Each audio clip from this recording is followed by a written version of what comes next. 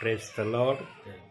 प्रभूच्या नावाला धन्यवाद देतो मी की देव बाप्पांनी सुंदरशी वेळ दिलेली आहे की या वेळेमध्ये आपण देवाची आठवण करावी, देवाच्या सान्निध्यात आपण बसावं. देवाने आज काय आपल्यासाठी निरोप ठेवला आहे देव बाप्पा आपल्या वचनातून आपल्याला कळवणार आहे. भक्तीची सुरुवात आपण प्रार्थनेने करूया. बंधू प्रार्थना करा. पवित्र पवित्र पवित्र पवित्र सान्निध्येश परमेश्वर, खरोखर तू महान आहेस माझे देवा.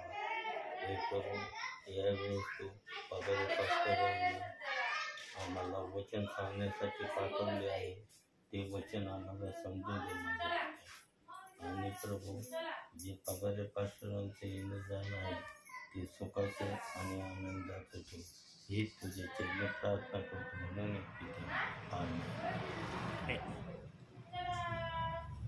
प्रियांनो, आजच्या या ख्रिस्ती जीवनामध्ये मनुष्य देवाबरोबर फार आपलं नातं जवळचं बनवण्याच्या या प्रयत्नात आहे. प्रियांनो, अंतिम समयामध्ये काही प्रियजनांना देवाच्या आत्म्याने त्याचं भय आत्म्याने आणि खरेपणाने धरण्याची प्रेरणा दिलेली आहे. प्रियांनो, आमच्यामध्ये जो आत्मा देवाचा येतो ना, तो आत्मा आमच्यामध्ये कायमस्वरूपी आमच्यामध्ये राहण्याच्या आशेने आमच्यामध्ये येतो. पण आम्ही जर देवाच्या आत्म्याची ती इच्छा, ती आशा जर पूर्ण करण्याचा उद्देश आम्ही आमच्या मनामध्ये ठेवला नाही, तर देवाचा आत्मा काही दिवस किंवा काही महिने तो आमच्यामध्ये आम्हाला मार्गदर्शन करण्यास थोडंसं थांबवतो. पण पवित्र आत्मा आमच्या हृदयातून केव्हाच जात नाही. पवित्र आत्मा जाण्याचा एकच पर्याय, एकच माध्यम आहे, जे इब्रिकराच्या पत्रामध्ये 3 अध्याय 12व्या वचनात सांगितलंय. परमेश्वराला सोडून देण्या इतकं तुमचं मन अस्थिर होऊ नये, किंवा सोडून देण्याच्या प्रक्रियेप्रत तुम्ही आपल्या मनाला तयार करू नये. या गोष्टीनेच जर आम्ही आमच्या प्रभू परमेश्वराला आमच्यामधून काढून टाकलं, तरच पवित्र आत्मा, जोपर्यंत आम्ही प्रभूमध्ये पुन्हा येत नाही तोपर्यंत पवित्र आत्मा आमच्यापासून दूर राहतो. प्रियांनो, 7 वेळेस जर बायबलमध्ये नीतिसूत्रे 24 अध्याय 16व्या वचनात जर सांगितलंय की माझा नीतिमान पुरुष 7 वेळेस पडला तरी तो उठून उभा राहील, हे जे वचन त्या ठिकाणी दिलेलं आहे प्रियांनो, त्याप्रमाणे पवित्र आत्मा पण या प्रक्रियेला जाणतो. कारण वचन लिहिणारा पवित्र आत्मा आहे. परंतु काही जणांनी पवित्र आत्म्याविषयी असं बोललेले आहेत की एकदा पवित्र आत्मा गेला म्हणजे तो पुन्हा येत नाही. प्रियांनो, बायबलमध्ये इब्रिकराचं पत्र 6वा अध्याय 5वं वचनात जे सांगितलंय की ज्यांनी देवाच्या वचनाची रुची घेतल्यावर ते जर पतित झाले तर त्यांना पुन्हा नवीन करण्यासारखं दुसरा कोणताच उपाय राहत नाही. हे जे वचन ठेवलंय, हे कोणत्या अनुषंगाने ठेवलंय, कोणत्या आधारावर ठेवलंय? जर एखादा व्यक्ती पतित झाला, मग 7 वेळेस जे बायबलच्या आत्म्याने सांगितलंय की माझा नीतिमान पुरुष 7 वेळेस पाडला तरी उठून उभा राहील, मग जर हे वचन धरून जर आम्ही चाललो तर मग नीतिमान 7 वेळेस पाडल्यावर मग तो उठून उभा राहिलो त्याच्यात बिना आत्म्याचा तो प्रभू मध्ये चालतो का? आत्माविरहित तो प्रभूच्या नावामध्ये आपलं ख्रिस्ती जीवन व्यतीत करण्याचा प्रयत्न करतो. प्रियांनो, बायबलमध्ये पवित्र आत्म्याने आपल्या इच्छेने आपल्या वचनाचा अर्थ ठेवलेला आहे. पण कधी कधी काय होतं, कोणाला जर वचनाचा अर्थ शब्दशः पवित्र आत्म्याने कळवलं नाही, मग वचनाला घेऊन ते या प्रकारे वचनाचा अर्थ सांगण्याची प्रक्रिया विश्वासणाऱ्यांना करतात. इब्रिकराच्या पत्रामध्ये हे दिलेलं आहे. आणि प्रियांनो, पवित्र आत्मा असा आत्मा आहे की त्या आत्म्याला जास्तीत जास्त बर्दाश्त करण्याची, सहन करण्याची पवित्र आत्मा जास्त अपेक्षा करतो. म्हणून येशू ख्रिस्त म्हणला, तुमचे पाप मी न आठवणाऱ्या समुद्रामध्ये प्रत्येक वेळेला टाकीन. का बरं येशू ख्रिस्त आमचे न आठवणाऱ्या समुद्रामध्ये आमचे पाप टाकतो? कारण पवित्र आत्म्याजवळ सहन करण्याची, बर्दाश्त करण्याची, धीराची प्रक्रिया पवित्र आत्म्याजवळ आहे. म्हणून आपण आज एका वचनाकडे लक्ष देऊया, काढूया आपण त्यासाठी. प्रियांनो, स्तोत्रसंहिता त्याचा 103 अध्याय आणि 5 वचन, या वाचनातून आपण आज थोडा वेळ मनन करूया.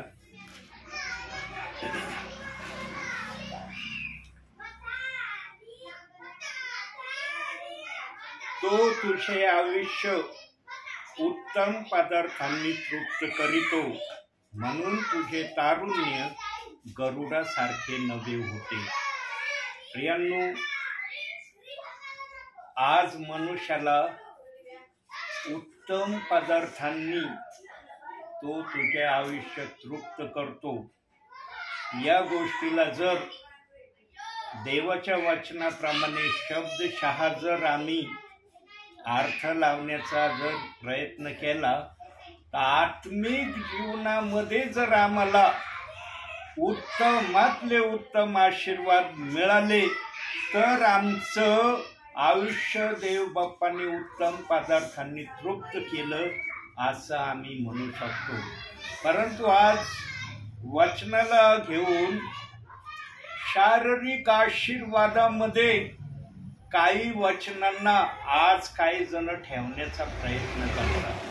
म्हणून बायबलच्या आत्म्याने 1 तिमोथेय 6 अध्याय 7व्या वचनात सांगितलंय, तुम्ही जगात काही आणले नाही, तुम्हाला जगातून काही नेता येणार नाही.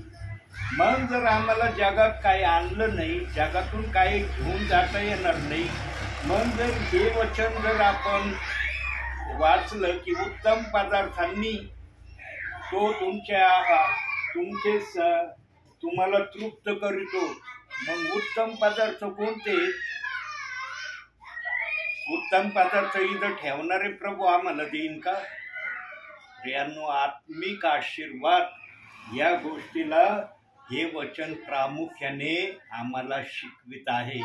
आणि आत्मिक आशीर्वाद आमच्या आत्म्याबरोबर स्वर्गामध्ये पण येणार आहेत. आत्मिक आशीर्वादांना देवाच्या आत्म्याने पृथ्वीवर राहण्याची आज्ञा दिलेली नाही.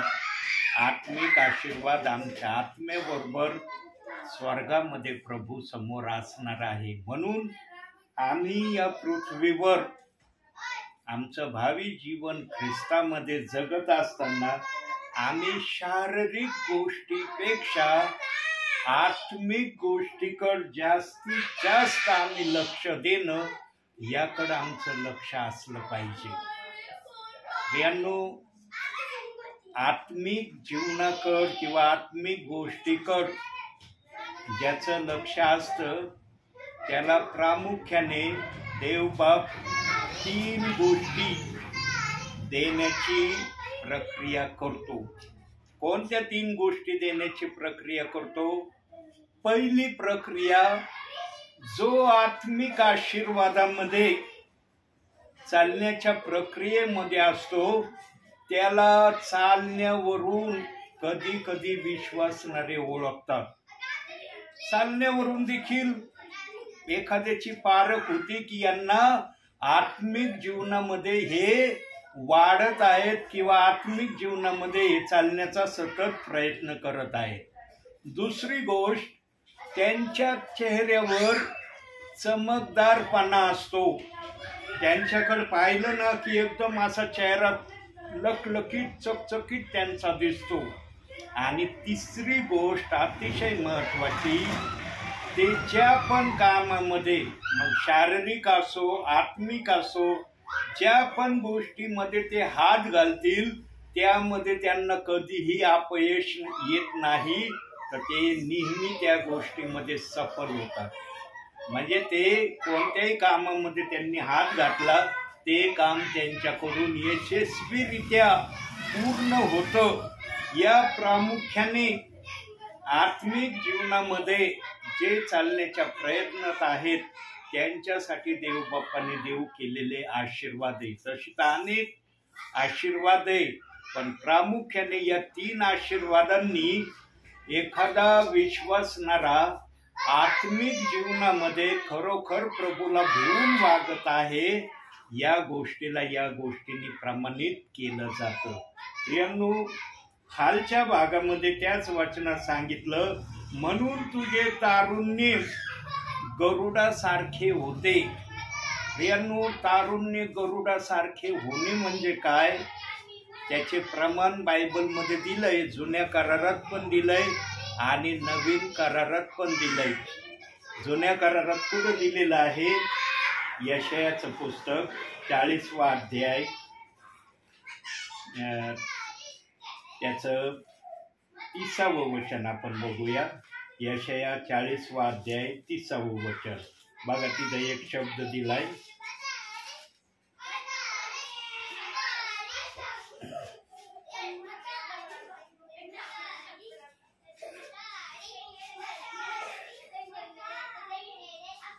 माझा चष्मा घरी राहिलाय ना आज. तरुण थकतात भागतात, भर ज्वानीत ठेचा खातात, तरी परमेश्वराची आशा धरून राहणारे नवीन शक्ती संपादन करतील. ते गरुडाप्रमाणे पंखांनी वर उडतील. ते चालतील तरी थकणार नाहीत, धावतील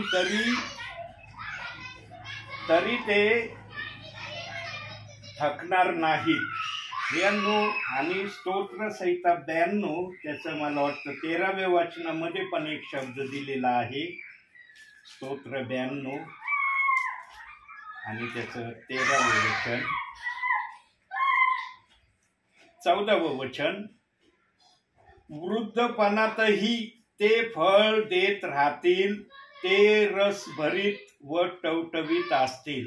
बघा प्रियांनो, जो आपल्या जीवनाला आत्मिक जीवनामध्ये नेहमी ठेवण्याचा प्रयत्न करतो त्याच्यासाठी देवबाप्पाने सांगितलं आहे की तो तरुणपणात तर त्याचं तारुण्य गरुडासारखं असेलच असेल, पण वृद्धपणातही त्याला देवबाप्पाच्या कडून अशा प्रकारे आशीर्वादाने तो आशीर्वादित होईल.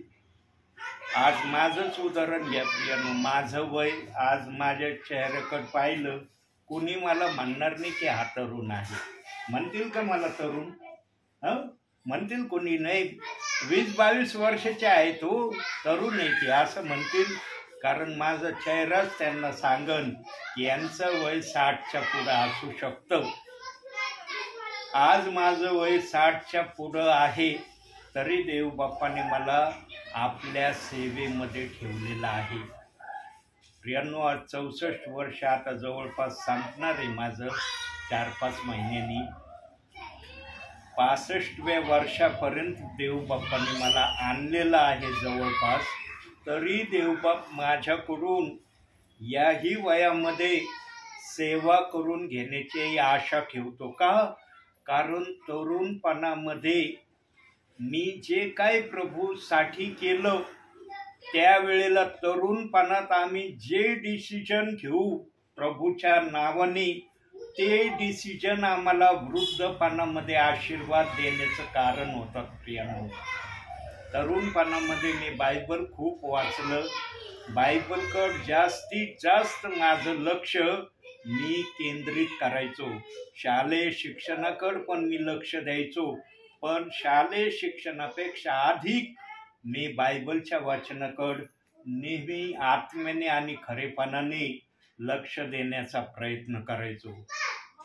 त्यावेळेला प्रियांनो, मला कुणी नव्हतं सांगायला, कुणी नव्हतं शिकवायला की हे करायचं ते करायचं, पण माझ्या जीवनाची साक्षच इतकी प्रभावी आहे प्रभूमध्ये येण्या अगोदरची. त्या साक्षीमुळं देवबाप्पाने माझ्याबरोबर नेहमी मला आपल्या मनातल्या योजनेप्रमाणे चालण्याची प्रेरणा दिली आणि मी पण प्रभूचं ऐकण्याकडंच माझं लक्ष मी सतत ठेवलं. प्रियांनो, प्रभू आमच्याशी बोलतो, प्रभू आमच्याबरोबर राहण्याची इच्छा ठेवतो. प्रभूला आपल्या मनातून जे काय आम्हाला व्यक्त करण्याची तो इच्छा ठेवतो ती मनामध्ये देवबाप ठेवीत नाही, तर ती प्रेरणेच्या द्वारे तो आम्हाला कळवितो की तुला काय करायचं. प्रियांनो, प्रभूच्या सानिध्यांमध्ये मी स्वतः देवाच्या जे काही देवबाप्पांनी मला वचनातून सांगितलं होतं वाचण्याच्या द्वारे, त्याद्वारे मी प्रभूबरोबर तर संपर्क करतच होतो. पुढं चालून देवबाप्पांनी मला निरनिराळे विश्वासणारे निरनिराळे सेवक यांच्या माध्यमातून प्रभूत कसं वाढायचं, प्रभूत कसं चालायचं, प्रभूची सेवा कशी करण्यासाठी स्वतःला तयार करायचं, या गोष्टीचं मला पालकांच्या संगती राहण्याद्वारे मला समजलं. प्रियांनो, फार प्रभूच्या गोष्टीकडे मी बारकाईने लक्ष दिलं आणि माझा आवाज चांगला असल्या कारणानं मी गीत गाण्यासाठी माझ्या तरुणपणामध्ये काही चर्चमध्ये मशहूरही झालो होतो. यांचा आवाज खूप चांगला आहे आणि काही चर्चेसमध्ये माझे गीतं नेहमी विश्वासणारे ऐकण्याची अपेक्षा करायचे आणि मी पण प्रभूची गीतं गायला कधीच घाबरलो नाही. ज्या पण ठिकाणी मी जायचो मनाने चर्चला, त्या ठिकाणी स्पेशल गाण्याची जर पालकांनी मला संधी दिली तर त्या ठिकाणी मी गीत गायला कधीच माघार घेत नव्हतो. प्रियांनो, अगोदर आम्हाला करावं लागतं प्रभूसाठी, मग प्रभू आमचा उपयोग कसा करून घ्यायचा ते प्रभू आम्हाला आपल्या समयामध्ये तो समजू देतो. आणि आजचं वचन जे आलंय, तो तुझे आयुष्य उत्तम पदार्थांनी तृप्त करील. अगोदर आम्ही प्रभूला चांगल्या गोष्टींनी संतुष्ट केलं, मग प्रभू आम्हाला आत्मिक गोष्टींनी संतुष्ट करण्याची इच्छा ठेवतो आणि त्याबरोबर आम्हाला तो शारीरिक जीवनामध्ये पण आशीर्वादाने भरण्याची नेहमी आम्हाला संधी देतो. आज या भूतलावर सांगा प्रियांनो, कोणता विश्वासणारा असा आहे की तो म्हणू शकतो मला अन्न वस्त्र निवारा हे देवबाप्पांनी दिलेलं नाही. या 3 गोष्टींनी हर विश्वासणाऱ्यांना देवबाप्पाने आज संतुष्ट केलेला आहे. त्यानंतरच्या ज्या गोष्टी आम्हाला पाहिजे आहेत त्याच्यासाठी कुणी सेवेच्या माध्यमातून प्रभू त्यांना देतो, कुणी कामाच्या द्वारे या गोष्टींना प्राप्त करण्यासाठी प्रयत्न करतात. पण देवबाप हर त्याच्या विश्वास ठेवणाऱ्याला उत्तमातलं उत्तम शारीरिक आणि आत्मिक दिल्याशिवाय राहत नाही. म्हणून आणखी एका वचनाकडे आपण जाऊया प्रियांनो, त्यासाठी काढूया अतिशय महत्त्वाचं वचन, प्रगटीकरण याचा 2रा अध्याय आणि 5वं वचन. प्रगटीकरण 2 अध्याय 5वं वचन. त्या ठिकाणी असं लिहिलेलं आहे,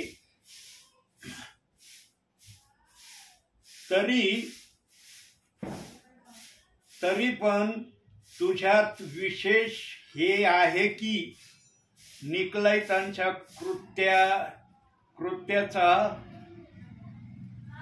6वं वचन वाचत आहे मी, 5वं वचन वाचूया. तू कोठून पडला आहेस त्याची आठवण कर व पश्चाताप करून आपली पहिली कृत्ये कर, नाहीतर मी तुझकडे येईन आणि तू पश्चाताप न केल्यास तुझी समई तिच्या ठिकाणावरून काढून टाकीन. प्रियांनो, जीवनामध्ये आम्ही कधीही देवाच्या नावामध्ये पाडण्याची इच्छा ठेवू नये. हा पाडण्यासाठी आम्हाला विभिन्न तऱ्हेने टॉर्चर केलं जातं किंवा पाडण्यासाठी आम्हाला मजबूर करण्यात येतं. निरनिराळे कारण आमच्या जीवनामध्ये येतात. प्रियांनो, थोडक्यात म्हणजे मनुष्याचं पडणं शक्यतो संकटामध्ये होतं. संकट जर सहनशक्तीच्या पलीकडे एखाद्याचे गेले तरच तो प्रभू विरुद्ध वागण्यासाठी तयार होण्याचा प्रयत्न करतो. म्हणून देवबाप्पाने आम्ही पडू नये याची खबरदारी घेण्यासाठी आमच्याकडून जर कुठल्याही प्रकारचं दिवसभरामध्ये प्रभूला न आवडणारं कृत्य जर आमच्याकडून झालं तर त्याचा पश्चाताप करण्याची देवबाप्पाने या वचनात आम्हाला आज्ञा दिलेली आहे. प्रियांनो, आज बहुसंख्य प्रियजन 24 तासामध्ये काही ना काही नकळत पापांना प्रभू आठवत नाही, पण काही जण जाणून बुजून प्रभूमध्ये असूनही देवाविरुद्ध ते वागतात, देवाविरुद्ध पाप करतात. पण झोपण्यापूर्वी ते त्या पापांना आठवून त्यांचा पश्चाताप करून क्षमा मागून रात्रीचे झोपत नाही. तसेच पापांच्या भाराखाली रात्रीच्या समय निद्रा घेण्याचा प्रयत्न करतात. आणि जेव्हा एखाद्याची ही प्रक्रिया दिवसेंदिवस वाढत जाती, मग त्याच्या जीवनामध्ये मोठाले संकट आल्याशिवाय राहत नाही. आणि सैतानाचं तर अशा वागणाऱ्याकडं बारकाईने लक्ष असतं. म्हणून प्रियांनो, बायबल सांगतं सैतानाला वाव देऊ नका. सैतानाला तुमच्या जीवनामध्ये कार्य करण्यासाठी तुम्ही अशा प्रकारची कोणती गोष्ट करू नका की जेणेकरून सैतान तुमच्यावर हल्ला करण्याचा प्रयत्न करेल. प्रियांनो, आम्हाला प्रभूमध्ये चालत असताना आम्ही जर प्रभूच्या इच्छेप्रमाणे वागण्यासाठी जर होईल तितकं स्वतःला तयार ठेवण्याचा आम्ही प्रयत्न केला ना प्रियांनो, तर आम्हाला प्रभू विरुद्ध वागण्याची कधीच इच्छा होणार नाही. प्रियांनो, जो प्रभूची इच्छा पूर्ण करण्याची अपेक्षा धरून प्रभूमध्ये चालण्याचा प्रयत्न करतो ना प्रियांनो, त्याच्याकडून सहसा प्रभूमध्ये त्याचं पडणं होत नाही. म्हणून 12 शिष्य जेव्हा प्रभूकड एका गोष्टीचं निवेदन घेऊन आले आणि प्रभूला म्हणले, काय म्हणाले ते 12 शिष्य प्रभूला?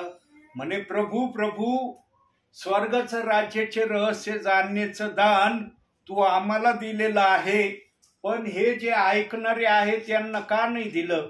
कारण जेव्हा हा प्रश्न 12 शिष्यांनी प्रभूकडे केला तेव्हा प्रभू त्यांना म्हणाला की तुम्हाला हे कृपादान माझ्याकडून मिळालेलं आहे, म्हणून कोणताही दाखला मी तुम्हाला सांगितला की त्या दाखल्याचा अर्थ तुम्हाला ताबडतोब कळतो.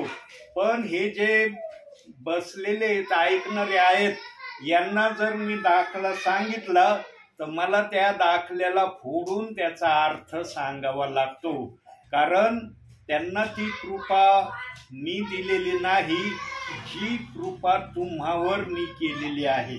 बघा वचनातून कसं दिलंय. मत्तेय शुभवर्तमान 13वा अध्याय आणि त्याचं 50-51 वचन बघा. त्या ठिकाणी काय म्हणतोय प्रभू. मत्तेय शुभवर्तमान 13वा अध्याय 50-51.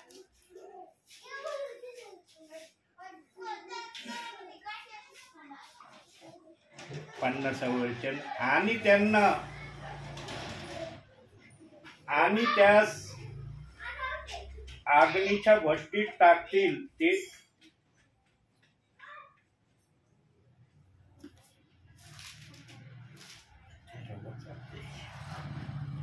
51. तुम्हाला या सर्व गोष्टी समजल्या काय. ते त्यांना म्हणाले हो. तेव्हा त्याने त्यास म्हटले, जो प्रत्येक शास्त्री स्वर्गाच्या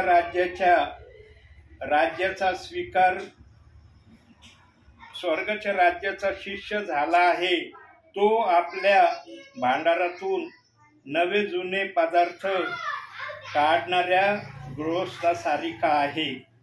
आणि 10वं वचन बघू आपण.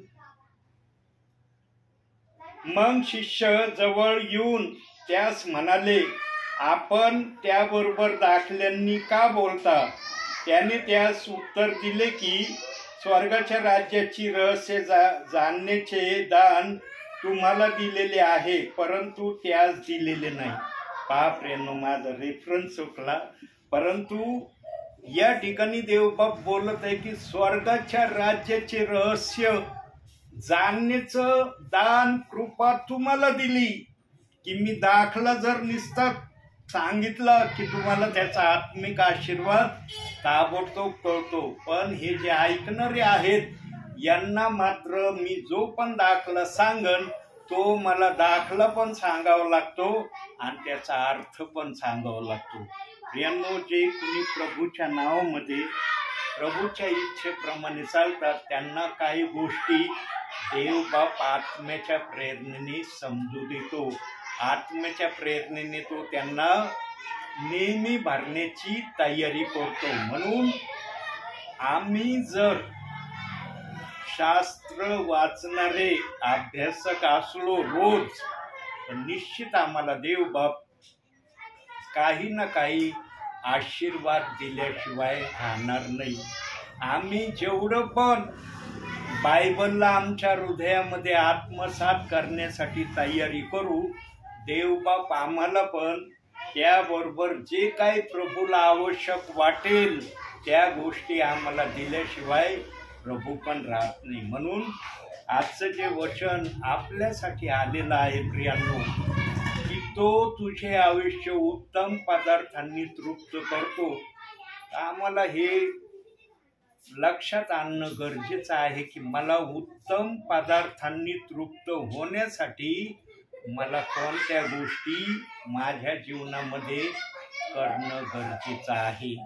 त्यानं ज्याचं बायबलकडे लक्ष असतं ना, त्याला पवित्र आत्मा नेहमी सांगतो कोणत्या गोष्टी करायच्या आहेत, कोणत्या गोष्टी करायच्या नाहीत. प्रियांनो, एक एक क्षण या अंतिम समयाचा आमच्यासाठी अतिशय महत्त्वाचा क्षण आहे प्रियांनो. कारण प्रभू अंतिम समयामध्ये आपल्या विश्वासणाऱ्यांना, आपल्या सेवकांना योएल संदेष्टाच्या सांगितलेल्या भविष्यवाणीप्रमाणे आत्म्याचा वर्षाव तो आमच्यावर करणार आहे. पण आम्ही त्या आत्म्याच्या गोष्टीकडे आपलं लक्ष देण्याची जर तयारी दाखवली तर देवबाप आम्हाला आत्मिक गोष्टीने तृप्त करण्याकडे आम्हाला नेईल. म्हणून प्रियांनो, ख्रिस्ती जीवनामध्ये वाटचाल करत असताना मला प्रभूमध्ये शारीरिक आशीर्वादासाठी जास्त जगायचं का आत्मिक आशीर्वादासाठी जास्तीत जास्त प्रभूमध्ये वाढायचं, हा सर्वस्वी निर्णय देवबापाने मनुष्यावर ठेवलाय. याला प्रभू कुठली जबरदस्ती करत नाही. म्हणून रोमकराच्या 8व्या अध्यायामध्ये 5 वचनापासून खाली सांगण्यात आलेलं आहे, देहाचं चिंतन मरण आहे परंतु आत्मेचं चिंतन, जीवन आणि शांती हे आहे. म्हणून प्रियांनो, आम्ही आमच्या भावी ख्रिस्तामध्ये शारीरिक गोष्टीकडे आम्ही तेवढंच लक्ष दिलं पाहिजे जेवढं आम्हाला आवश्यक आहे, आणि जास्तीत जास्त आम्ही प्रभूच्या गोष्टीकडे लक्ष देण्यामध्ये आमचा वेळ जास्तीत जास्त द्यावा, ही अपेक्षा देवबाप आजही आमच्याकडं करत आहे. सांगा प्रियांनो, जो आत्मिक गोष्टीकडे लक्ष देणारा आहे त्याला कधी देवाच्या वचनाला कुठल्या प्रकारचा दोष लावण्यासाठी वेळ राहील का? त्याच्याजवळ वेळ राहील का की मला हे वचन चलत नाही, हे वचन मला पटत नाही, हे वचन मी ऐकणार नाही, या वचनाप्रमाणे मी चालणार नाही असं म्हणल? प्रियांनो, जो वचनामध्ये राहत नाही ना पूर्णपणे, त्यांच्याकडूनच जर एखाद्या वचनाला दोष लावण्याची प्रक्रियेची गोष्ट त्यांच्यापर्यंत आली तर ते पण त्या गोष्टीला आपल्या जीवनामध्ये घेऊन त्याप्रमाणे करण्याच्या प्रक्रियेमध्ये स्वतःला उतरवितात. आणि याच प्रक्रियेच्या माध्यमातून आज प्रेषितांची कृत्य 2 अध्याय 38व्या वचनाची निंदा सर्व जगामध्ये पसरलेली आहे. हा भाषा वेगवेगळ्या आहेत, परंतु वचन तर तेच आहे ना जे देवबाप्पाने दिलेलं आहे. उत्पत्तीच्या 11व्या अध्यायामध्ये जे देवबाप्पाने भाषेचा घोटाळा केला, त्याच्या अगोदर या भूतलावर सर्वांची भाषा एकच होती असं बायबल आम्हाला सांगतं. परंतु देवबाप्पाने त्यांना बुरुज बांधायला सांगितलं 11व्या अध्यायामध्ये, आणि त्या समयातल्या लोकांनी देवाने सांगितलेल्याप्रमाणे बुरुज न बांधता त्यांनी देवाने सांगितलेल्या वस्तूऐवजी त्यांनी स्वतःच्या इच्छेने तो बुरुज बांधण्याची तयारी दाखवली. आणि जेव्हा प्रभू परमेश्वरांनी पाहिलं की अरे, मी यांना बुरुज कोणत्या प्रकारे बांधण्यासाठी सांगितलं होतं, कोणती वस्तू, कोणते मटेरियल याच्यामध्ये घ्यायला सांगितले होते, यांनी ते न घेता स्वतःच्या इच्छेने मला न पसंत पडणारे गोष्टी, वस्तू वापरल्या. म्हणून देवबाप्पाने तो बुरुज बांधत असताना, अर्धवट बुरुज तयार झालेला असताना देवाने त्यांच्यामध्ये भाषेचा जो घोटाळा आणला, त्या भाषेच्या घोटाळ्यामुळं आज जगामध्ये निरनिराळ्या भाषा आज आम्ही ऐकतो. न तर जगाची एकच भाषा होती असं बायबल आम्हाला शिकवतं.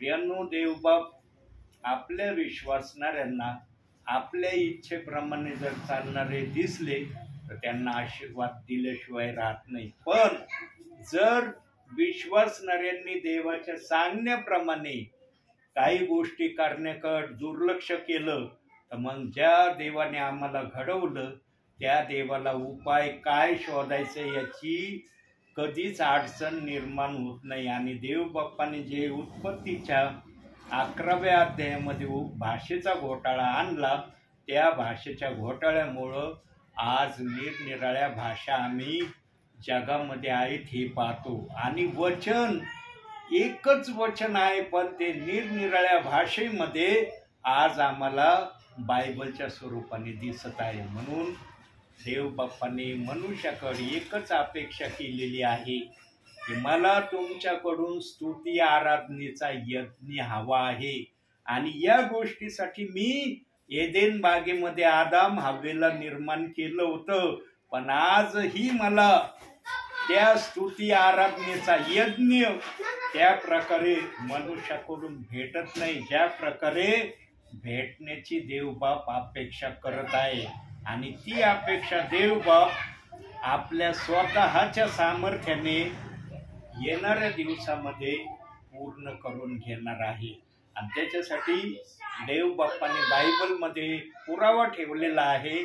प्रगटीकरण 20वा अध्याय 6व्या वचनात सांगितलेलं आहे की 1000 वर्षाची स्तुती देवबाप आपल्या इच्छेने जगातल्या सर्व मनुष्याकडून करून घेणार आहे. पण त्यामध्ये ज्यांना पहिल्या पुनरुत्थानात भाग आहे त्यांच्याकडूनच ही स्तुती आराधनेचा यज्ञ देव बाप स्वीकारणार आहे. म्हणून आम्ही पहिल्या पुनरुत्थानामध्ये देवाबरोबर असावं याकरता आजही आमचं ख्रिस्तामध्ये, ख्रिस्ताच्या इच्छेप्रमाणे चालण्याच्या प्रक्रियेमध्ये आम्ही स्वतःला जास्तीत जास्त ठेवण्याच्या प्रयत्नात आहोत.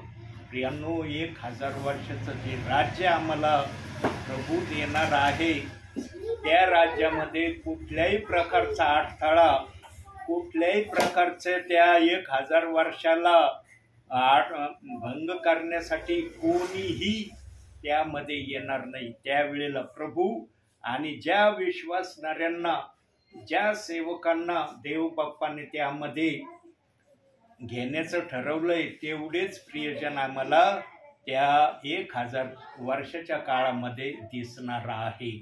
म्हणून त्या 1000 वर्षाच्या कालावधीमध्ये आमचं पण नाव लिहावं देव बाप्पाने. या अनुषंगानेच आज पृथ्वीवरचा हर विश्वासणारा, हर सेवक देवाच्या इच्छेप्रमाणे वागण्यासाठी स्वतःला प्रभू समोर आणण्याचा प्रयत्न करतो.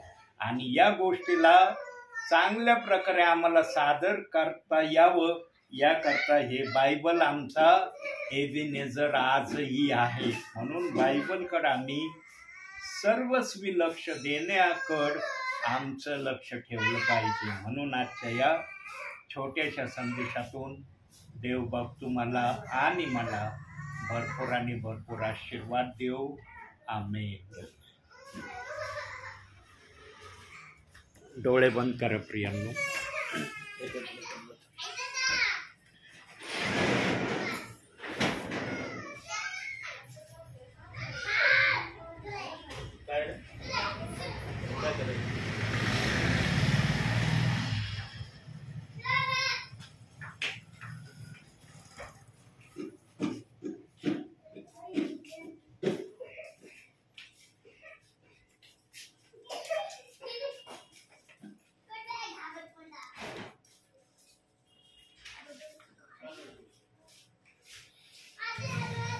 प्रार्थना करूया.